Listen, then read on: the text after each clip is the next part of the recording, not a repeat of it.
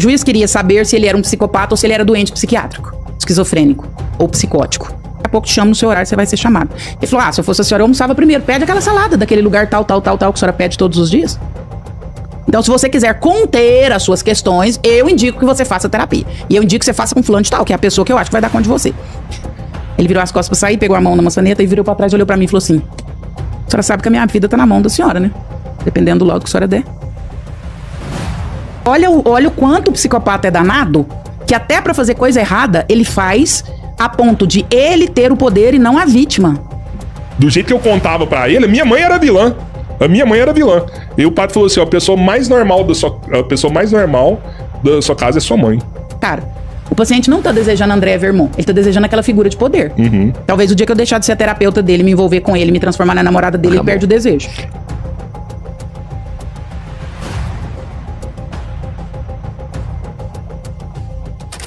Corte certo.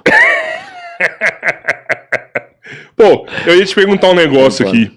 Na série, no episódio 3, a hora que o menino conversa com a psicóloga lá, a hora que ela termina o diagnóstico dele, ela fica toda, né, parece que foi um peso, assim, ela absorveu tudo aquilo lá. Isso acontece com você também? Por que você acha que ela ficou daquele jeito? Que ela se envolveu com o menino. Na minha opinião, foi pesado pra ela descobrir tudo aquilo ali, né, Ela ficou daquele jeito porque... Como que o moleque... Você viu que o tempo inteiro ela tava tentando o diagnóstico dele, né? Por que só no final ela fica daquele jeito? Porque ao final ela chegou à conclusão do diagnóstico. Ele era um psicopata. E é dificílimo atender psicopata. É chocante atender psicopata. Porque o psicopata, ele sabe o que é o certo e o errado, ele só não sente. Há uma grande diferença entre psicopata e narcisista. Todo psicopata é narcisista, mas nem todo narcisista é psicopata. O que difere mais o narcisista do psicopata? O narcisista quer aprovação, quer palco. O psicopata quer poder. Aquele episódio número 3, que é praticamente só ela e o menino, é assustador. Até a gente fica mexido se a gente se envolver. Porque os rampantes dele de violência, a capacidade dele de manipulação, a forma com que ele coloca as palavras, o jeito que ele conduziu a sessão, ela chegou no final da sessão com a certeza que ela estava lidando com um psicopata. E é pesadíssimo atender psicopata e lidar com psicopata. Principalmente com um de 13 anos, né? Você já diagnosticou algum psicopata, assim? Já rolou com você? Pode contar? Pode. As histórias dos seus atendimentos são os melhores. E são histórias que são permitidas de serem narradas, senão não estaria fazendo isso. Eu atendi um psicopata uma vez, era um laudo para a justiça.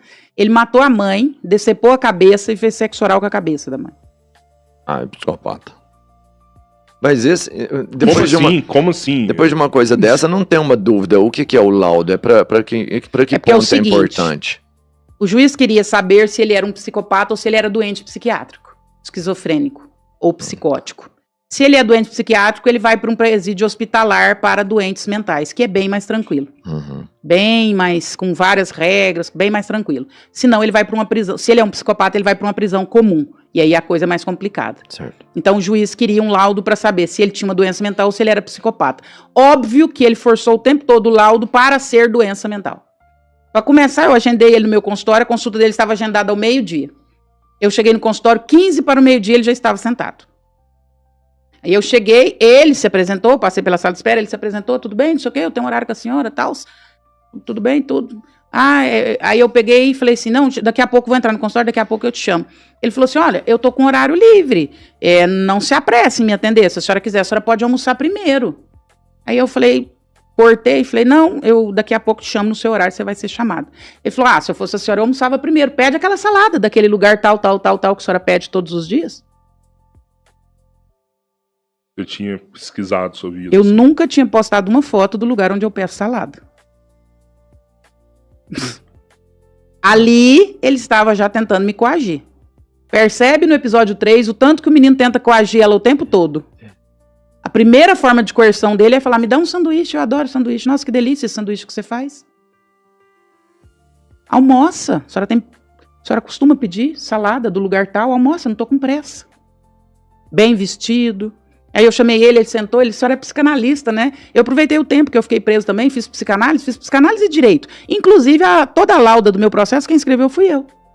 Inclusive, se a senhora quiser que eu explique o porquê do crime, porque eu fiz o que eu fiz, tem a ver com complexo de Édipo. Minha mãe era muito complicada. Tem a ver com desejo também, desde muito pequeno. Minha mãe passava a mão no meu corpo, depois eu cresci, ela fez cirurgia plástica, ela não deixava que ninguém desse banho nela. Ela pôs silicone, eu que tinha que dar banho, eu que tinha que passar a mão nos seios dela, dava a ela, dar banho nela. Ali já nasce o meu desejo. Desejo pulsional, aquilo que a gente estudou em psicanálise, né? Nossa, eles são foda. Psicopata, ele não tem um QI diferenciado, mas ele manipula extremamente inteligente. Não é? O neocórtex funciona numa velocidade diferente de outras pessoas. Extremamente frio. Como aquele menino. Aquele menino é impressionante a frieza dele. Nos primeiros episódios ele parece uma pessoa frágil, que ele se adequa ao que ele acha que ele precisa. Meu pai não sabe, ninguém sabe. Aí ele se adequa, ele é frágil. Depois que a psicóloga ele explode, ele xinga, ele tenta coagir ela até pelo físico, ele chuta a cadeira. Tá, então por que é tão difícil diagnosticar um psicopata? Não é difícil diagnosticar? Não é difícil? De forma alguma. Eu vi no caso da Suzane von Richthofen, ela passa por vários profissionais, tem que fazer o teste Rorschach, tem que fazer... Não é difícil de jeito nenhum. É tão claro os sinais da psicopatia, às vezes a gente insiste em não querer acreditar, porque é um diagnóstico pesado. Uma vez eu atendi uma pessoa, essa pessoa era de segurança pública. O psiquiatra, você imagina, um policial, alguma coisa nesse limbo aí. O psiquiatra encaminhou. Geralmente o psicopata não faz terapia. Mas o psiquiatra conversou com ele, falou, olha, você fora de terapia, você é um trem descarrilhado. Então, se você quiser conter as suas questões, eu indico que você faça terapia. E eu indico que você faça com fulano de tal, que é a pessoa que eu acho que vai dar conta de você. Ele chegou primeiro com uma moto gigantesca, fazendo barulho na porta do meu consultório. Aí chegou, não sei o que, o fulano me indicou pra senhora, tal, sou policial, tal. E eu tenho o diagnóstico, tá aqui o diagnóstico de psicopatia, fora de terapia eu fico muito descontrolado, eu dou muito problema, não sei o que, e eu queria fazer terapia com a senhora. Ai, peraí só um pouquinho, tem uma coisa me incomodando aqui, a senhora se incomoda de eu tirar? Tirou uma pistola, pôs no sofá desse tamanho, do lado. Tudo coerção. Aqui tem sigilo, né, tem ética, não tem nenhum problema não, né, as coisas que eu falo com a senhora, eu falei, não tem não. Nem em júri, né, a senhora pode falar? Não. Mas e assim, é coragem? O que é que você tem? Porque é intimidante mesmo. Por isso ela surtou. Ele falava assim pra mim, André, eu vou numa boate, porque aí depois o ambiente ficou menos hostil. Porque inicialmente, eles tentam te intimidar. Você lembra no filme que depois ele ficou mais tranquilo com a mulher? Que ele viu que ela não se dobrou. Inicialmente ele tenta te intimidar. Depois, como ele tinha um objetivo ali na terapia, que era ficar mais calmo, então ele ficou mais tranquilo comigo. E aí ele me contava, ele falava assim, André, eu vou numa boate, eu escolho a moça que eu quero ficar, e eu olho pra ela na mesa. Aí eu começo a mapear ela, eu vejo que ela tá com 4 amigas, as 4 são solteiras, aí eu olho a bebida que ela pediu, pela bebida eu já mapeei mais ou menos a personalidade dela, eu vejo quantas doses ela já bebeu, eu vou no banheiro várias vezes, eu passo atrás da mesa, eu vejo o que elas estão conversando, quando eu dou o bote eu já sei quem ela é, o que ela precisa, o nível de carência dela, o nível de alcoolismo que ela já tá. Tipo o maníaco do parque fazia ele... Ele fala, é gol. Ele fala, eu escolho, eu chego num bar, eu escolho, aquela mulher eu vou ficar. E eu começo a mapear ela. Em 1 hora, eu falei, um dia eu passei perto atrás pra ir no banheiro. Todas as vezes que eu passava pra ir no banheiro, eu ouvia ela falando, porque não sei o que, meu pai, porque não sei o que. Ele falou, na hora, carência paterna. Ele falava assim, aí eu crio o personagem, eu sou exatamente aquela pessoa. Eu sou um gentleman. Eu falo, o que você quer beber? Ela vai chamar o garçom, eu falo, não, que isso? Eu tô aqui, ué. Garçom, por favor, o que a moça precisa? Ele fala, eu sou o que ela precisa. Ela precisa de um cafajeste. Eu percebo que ela é mais soltinha, ela quer um cara mais sacana, mais safada. E eu sou safado. Eu vou virando na noite o que precisa virar, pra pegar aquela pessoa que eu escolhi. Multifacetado. Esse cara que decapitou a mãe e fez sexo oral com a mãe, uma sessão pesadíssima, com a cabeça da mãe, né? Uma sessão super pesada. Aí no final, falei, acabou a sessão. Ele levantou. Prazer, doutora. Uma beleza conversar com a senhora, mulher extremamente inteligente. Falei, muito obrigado. Ele virou as costas para sair, pegou a mão na maçaneta e virou para trás, olhou para mim e falou assim, a senhora sabe que a minha vida tá na mão da senhora, né? Dependendo do laudo que a senhora der. Eu afino, mano. Acho que ele poderia ir atrás de você? Aí, pior do que falar isso é só você falar assim, poxa, você lembra demais minha mãe. Ué. Porra. Você tá louco? O cara, eu falo, não, então acabou. Só que você sabe qual que é o problema? Só 3% dos psicopatas chegam ao crime. 97% não vão cometer crime. Sério? Sim, sim. 97% não matam o corpo.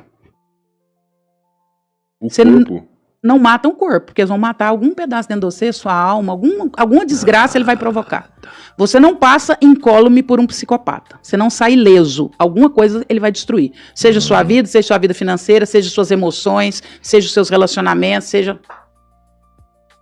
Engraçado, porque no júri tem uma dificuldade também, tem uma preocupação nesse diagnóstico, até por conta de acho que tem uma imputabilidade, não tem, do psicopata.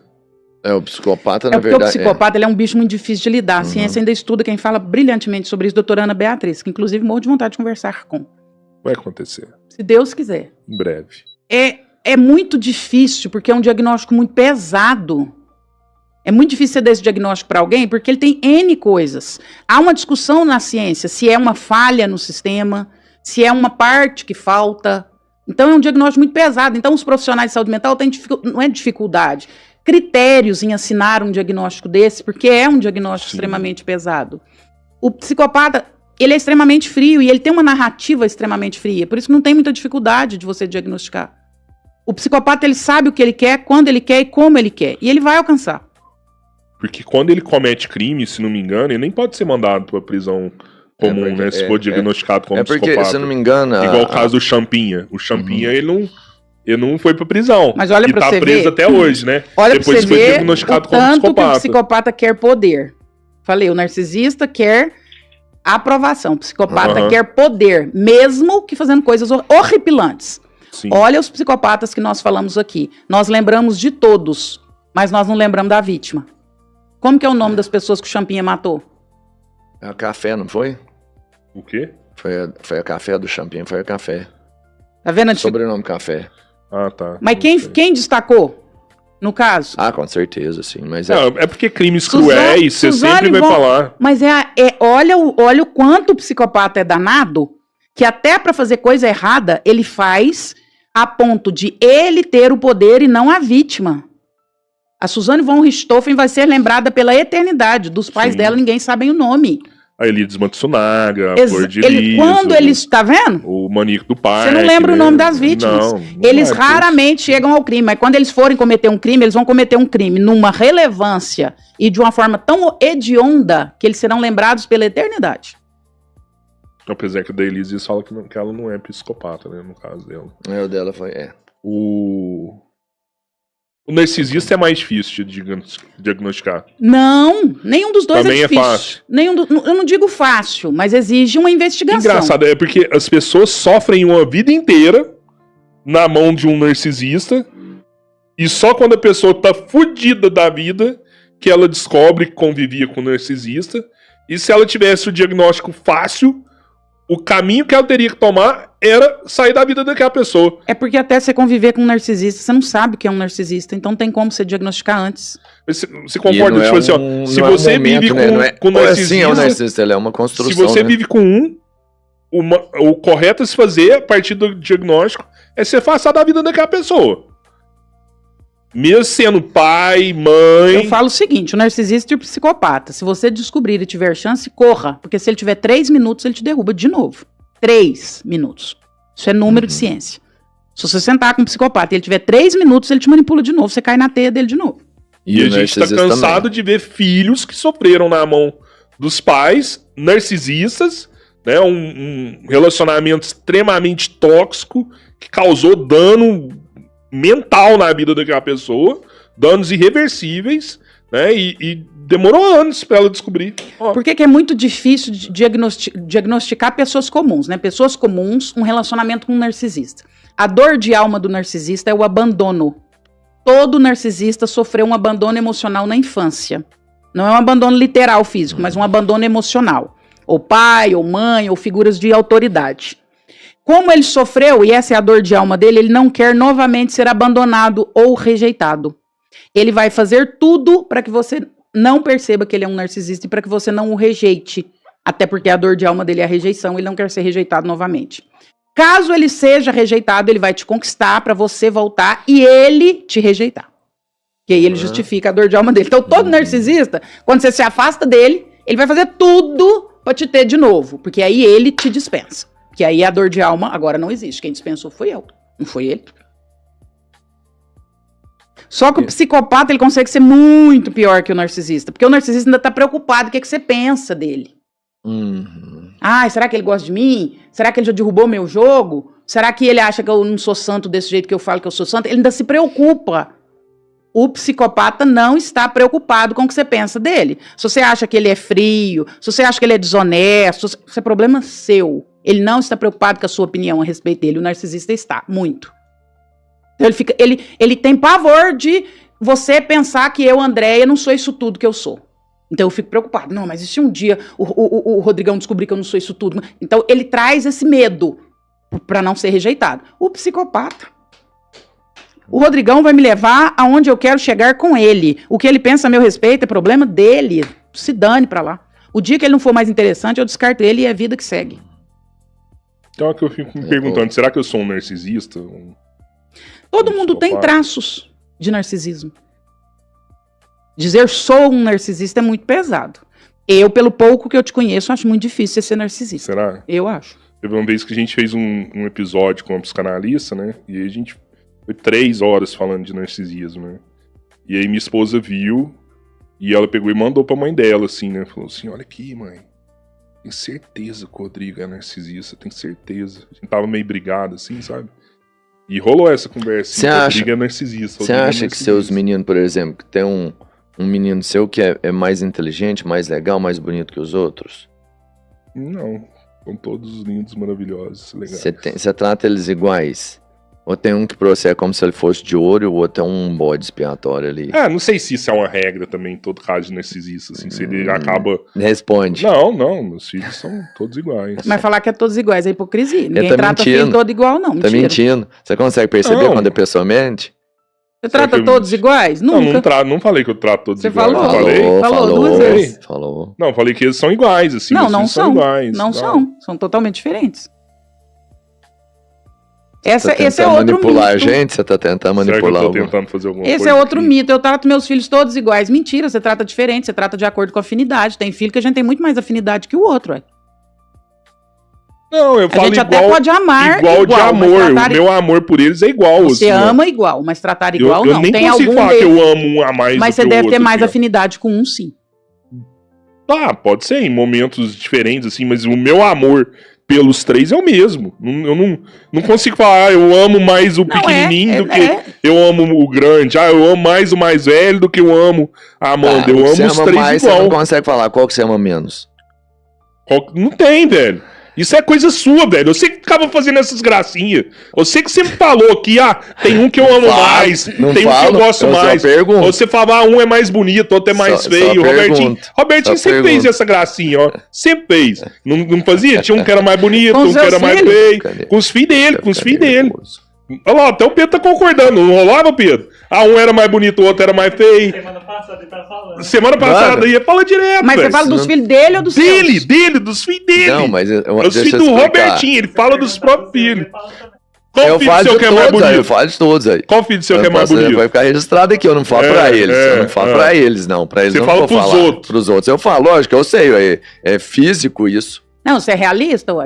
É simples. Avaliando Eu vou condições falar aqui, estéticas. esse aqui é o bonito, outro é o feio. Não vou, porque eles vão ver isso aqui em algum momento da vida. Claro. E eu nunca falei pra eles. Mas Não, lá em casa também eu sei quem é mais bonito, quem é mais feio. É eu óbvio. Eu sei quem é. Não, Eu não consigo não, velho. Não consigo não. Você é Não hipócrita. consigo. Não é hipocrisia de jeito nenhum, velho. Gente, tem padrão Eu sou de beleza verdadeiro de pra caralho estéticas. aqui. Você vai falar que você acha tenho, todo não mundo consigo. bonito? Não, Os 3 são bonitos pra Os caralho. meninos é gêmeos. Ah, Mas é tudo tá. igualzinho. Não, nem é por isso, velho. Os 3 é bonito pra caralho, Ué, mas bicho. às vezes os seus é 3 bonitos, você não tem nenhum feio, aí parabéns, pode que bom. existir, Ué. Será que é por isso? Ué, pode ser, ué. Mas eu acho que é mais olhar de pai, não? Olhar Deixa eu de ver pai, seus ele filhos. olha com beleza, assim, ó. Tem. Deixa eu ver Os seus dele é filhos. bonito, os 3 é bonito. Às Até vezes porque você tem são 3 muito filhos parecidos. bonitos, ué, por Eles isso são você parecidos, não acha E esse é feio, bonito ué. mesmo. Não, os dele é bonito. Os meus também. Só que um é mais. Robertinho, Você acha que eles não sabem isso? Que você acha um mais bonito? Ah, não. Acho que não. Assim... até agora eles não sabiam, né? Até agora eles não sabiam, não. Eles não assistem o podcast. Eu vou achar uma foto deles. Eles são menores, eles não podem ver nada de podcast, por exemplo, ainda não. Que ótimo. Quando eles estiver com uns 16... Quando eles tiver saúde emocional pra se ferrar. Eles vão descobrir, pô, qual que será que meu pai achava que era, né? Eu tenho o maior orgulho de fazer o podcast por conta disso aí, sabe? Tipo, eu acho que quando eu tiver bem velhinho, ou legado. Talvez não tiver aqui, vai ser uma chance pra eles assistir isso aqui. Um legado. Mas também eu fico pensando, eu acho que eles vão olhar e não vai se interessar por nada do que rolou aqui. Você tem autoestima baixa, né? Não é autoestima baixa, eu assim. Acho. Será que não é autoestima elevada demais? Eu não vejo você se admirando em nada que você faz, nas coisas que você fez. Não, eu admiro pra caralho. Por que você acha que eles vão olhar no futuro e não vão se interessar?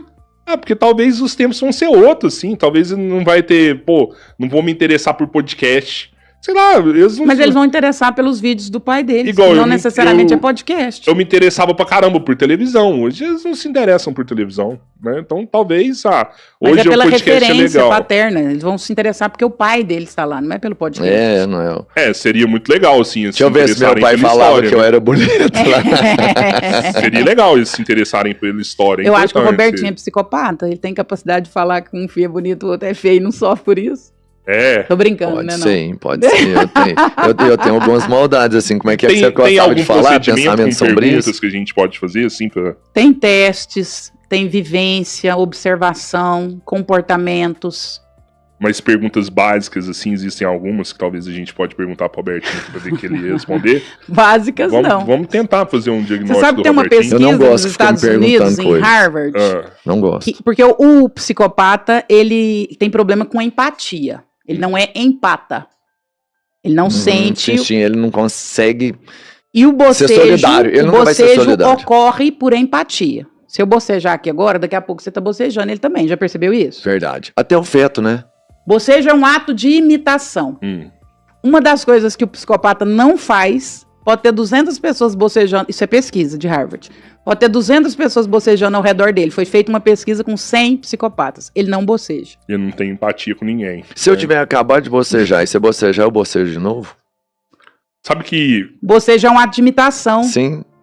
Seu cérebro... É porque, na verdade, quando eu bocejo, é o meu cérebro dizendo pra mim da necessidade de oxigenação. E, só de eu falar, eu tô com vontade de bocejar. Eu tive a mesma sensação. Meu cérebro tá me contando sobre a necessidade de relaxamento e oxigenação do cérebro. Então, eu puxo... Então, quando eu faço isso, o seu cérebro entende também. É mesmo, então eu também tô precisando. E aí vai. Então, bocejo é um ato de imitação. Em geral, a cada 10, 9 psicopatas não bocejam quando alguém boceja perto. Teve uma vez que a gente viajou com o Padre Fábio. A gente foi pra São Paulo com o Padre Fábio, né? E aí a gente voltou na madrugada. E aí tava todo mundo dormindo dentro do carro e a gente foi conversando, né? E aí eu comecei a contar a minha vida, assim, pro Padre Fábio, né? E o Robertinho e o Pedro tava atrás do carro. Eu contei coisas que eu nunca tinha contado, assim. Eu contei pro Padre Fábio. Fez uma confissão pro eu fiz. Nem foi uma confissão. Eu tava mais tratando ele como um terapeuta naquela hora do que como um padre. Assim, eu não queria... Eu queria economizar... eu não queria que o padre fizesse... tá absolvido dos seus pecados. Ser perdoado. Eu não queria uma absolvição dele, né? Mas eu contei pra ele pra ver o que ele achava. O Robertinho e o Pedro que tava atrás dormindo, um momento eles acordaram, assim, e eles ficaram encabulados. Tipo assim, caralho, velho, pesada a vida desse cara. Pesada a vida desse cara. Contei umas paradas foda, né? Fui contando. No final, o padre virou e falou assim, a pessoa mais normal é a sua mãe dentro da sua casa. E tipo assim, do jeito que eu contava pra ele, a minha mãe era vilã. E o padre falou assim, a pessoa mais normal da sua casa é sua mãe. Eu falei, caralho, velho. Foi a primeira vez que alguém falou isso pra mim. E você parou pra refletir sobre isso? Eu dei uma refletida, assim, porque o padre, ele é sensato em algumas posições dele. E fez sentido o que ele falou? Cara, se fizer é muito louco. Se fizer esse sentido, e por que ele chegou à conclusão que a sua... acho que não faz tanto sentido. Mano, eu acho que ele deu uma zoada, assim, mas é... Por que ele chegou à conclusão que a sua mãe é a pessoa mais saudável? Porque ela foi embora? Não, acho que pelas coisas que ele falou, né? Que ela falou umas verdades, algumas coisas assim. Ele pegou e falou, pô, sua mãe é a mais sensata da sua casa. E todo, tipo assim, pra gente, minha mãe é a louca, né? Minha mãe que toma os remédios e tal, não sei o quê. Então, ela que é a doidona mesmo, né? Talvez ela tome remédio pra suportar a realidade ao entorno dela. Então, e aí o padre falou assim, ó, foi a pessoa mais sensata da sua casa, é a sua mãe, né? E foi louco isso daí também, porque eu criei uma dependência com o padre Fábio, de ter que conversar com ele e contar as coisas pra ele, sabe? É porque te fez bem, né? Você deu vazão à pulsão. Você deu uma descansada. Foi bom ser ouvido. A ponto de ficar agonizante, assim, né? Que teve aqueles dias que a gente ficou tretado, né? E aí eu falava assim, puta merda, velho. Eu não posso ficar tretado com o padre Fábio, porque eu tenho que contar as coisas pra ele, velho. A ponto aí eu fui atrás dele várias vezes, fui dando tempo, assim, né? Ô, padre, Isso me explica muito. Até ele fazer, até ele falar assim, não, beleza, a gente tá de boa. Aí a hora que ele falou assim, não, a gente tá de boa, eu falei, ufa. Agora muito tem alguém pra me contar as coisas. Às vezes o paciente desenvolve uma dependência do terapeuta porque ele nunca na vida se sentiu tão ouvido, né? Então, só que é nesse ponto que eu quero chegar. Porque essa dependência pode ser assustadora em algum ponto, não? Assustadora pra quem? Pro terapeuta, pros canalistas. Mas aí a gente aprende uma técnica que se chama contratransferência. É normal o paciente transferir, mas eu preciso contratransferir. Se eu ficar na transferência, eu adoeço. Então você transfere para mim a sua carência. Você adora ser ouvido pela Andréia. Eu sinto essa necessidade, sinto essa dependência. Eu fico agoniada quando eu não estou bem com a Andréia. Eu, como Andréia, preciso identificar durante a sessão isso em você e contratransferir, devolver isso para você. Se eu não faço isso, eu adoeço. Por isso, o psicanalista faz supervisão com outro psicanalista, porque ele tem que aprender a contratransferir. Então, por exemplo, um paciente, sei lá, em alguma situação, por alguma coisa que ele está vivendo, ele desenvolve um desejo sexual por mim. Isso não tem que me assustar, mas eu preciso contratransferir.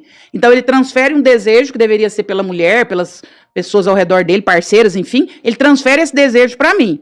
Isso para mim é muito simbólico. Não é para me assustar, mas eu preciso devolver. Então vamos supor que fosse você o caso. Você, numa sessão, fala que me deseja por alguma questão.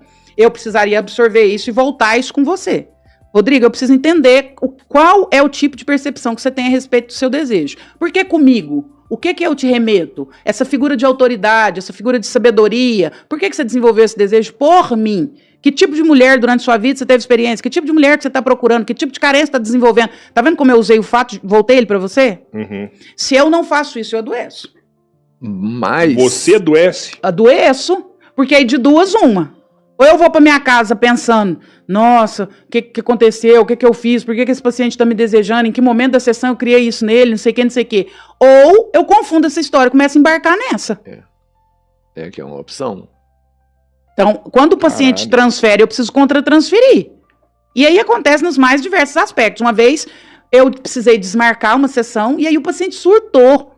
Aí no outro, e aí eu percebi o surto, olha a transferência, olha a dependência dele ter surtado a ponta da mulher dele e me mandou uma mensagem. Nossa, André, fulano ficou super mal, que você desmarcou, não faz isso mais não sei o que. Olha a dependência. Na sessão, eu voltei isso com ele. Falei, olha, eu percebi, eu desmarquei por uma situação de saúde que eu passei, mas eu percebi que você ficou muito transtornado. O que aconteceu? Olha eu devolvendo. E aí ele falou, André, aconteceu que eu já fui abandonado por vários terapeutas, eu acho meu caso muito complexo e eu achei que você seria mais uma pessoa a me abandonar. Olha a palavra, abandono. Aí, se eu não contratransfiro, o que eu faço? Nossa, é mesmo, podia ter desmarcado. Não, nossa, o paciente precisa tanto de mim. Nossa, eu sou péssimo, por que eu desmarco? Eu tinha que me virar. Ou, se não, me achar. Não, eu sou fodona mesmo, o cara é dependente de mim, eu tenho que criar isso mesmo, uma dependência nos pacientes. Eita, dá uma parada ruim em você depois, né? Vai começar então, sempre que o paciente transfere, eu tenho que devolver e contratransferir, senão eu adoeço. Nossa. Não, eu entro numa parada. E é uma impressão minha ou é muito comum o paciente sentir algum tipo de atração pelo... É muito comum. É muito comum. Porque você é a figura da autoridade. Lembra o professor, lembra o policial, lembra o médico, lembra a enfermeira. Por isso você tem que devolver, porque não é sobre você. Se você entra nessa, você quebra a sua cara. O paciente não está desejando André Vermont, ele está desejando aquela figura de poder. Talvez o dia que eu deixar de ser a terapeuta dele, me envolver com ele, me transformar na namorada dele, ele perde o desejo. E tem atendimentos que são mais complexos para você? Tem atendimentos que são extremamente complexos. Especialmente com narcisistas, com psicopatas. Uma vez eu estava atendendo uma menina, inclusive filha de pastores. Criança, em geral, você atende em desenho, a criança mostra muito no desenho. Tá lá desenhando, não sei o que. Tô doida pra te mostrar a hora que acabar o desenho. Falei, que legal, não sei o quê. Terminou o desenho, ela desenhou uma bonequinha segurando uma outra bonequinha, toda sangrada, toda escortejada, não sei o quê. Aí eu olhei pro desenho e falei, o que é isso? Ela falou, essa boneca com a faca na mão sou eu, e essa boneca tudo furada é você. Caraca, mano. Aí do lado da mesa dela tinha uma estátua de bronze que eu tinha no consultório. Era uma criança já psicótica, uma criança em surto psicótico. Então não era uma criança normal, era uma criança que veio com uma psicopatologia. No momento em que ela faz esse desenho, eu fiquei extremamente assustada. Falei, se essa menina alcançar essa estátua de bronze aí, arrumar na minha cabeça aqui, não dá tempo nem de eu gritar. É N situações que acontecem em Como consultório. é que você faz o tratamento sequencial disso, André? Como que você segue com isso? Esse dia, e eu não tenho a menor dificuldade de falar sobre isso, sobre as minhas fraquezas, porque eu sou um ser humano.